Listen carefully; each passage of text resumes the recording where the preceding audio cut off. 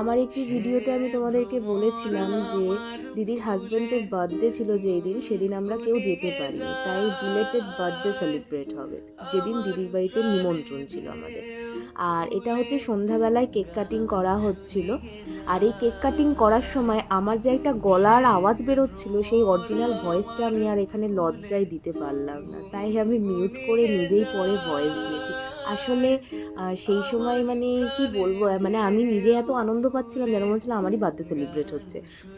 এবার আর একটা কথা বলে, একটা মজার ঘটনা। দিদি বাড়িতে আমরা দুপুরবেলার নিমন্ত্রণ রক্ষা করতে গেছিলাম, আমরা রাতের ডিনারটাও কমপ্লিট করে বাড়ি এসেছি। মানে একদিন পুরো একদম সব খাওয়া দাওয়া করে পুরো দিনটা থেকে বাড়ি এসেছি, আর ভীষণ মজা হয়েছিল ওই দিন। আর বাড়ি এসে আমার ক্রিসমাস ট্রি আমি বার করে ফেলেছি, এবার ক্রিসমাস ট্রি হচ্ছে এখন সাজবে।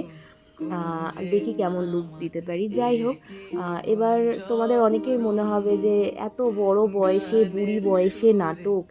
অ্যাকচুয়ালি আমার ভালো লাগে, আমার নিজের ভালো লাগাগুলোকে প্রায়োরিটি দিতে আমার ভীষণ ভালো লাগে। মানে কার কি ভালো লাগলো না লাগলো তাতে আমার সত্যি কথা বলতে একদম কিছু যায় আসে না। আমি এমন কিছু করি না যাতে মানুষ কোনোভাবে হার্ট হয়, বাট এগুলো অনেকের কাছেই নাটক মনে হতে পারে।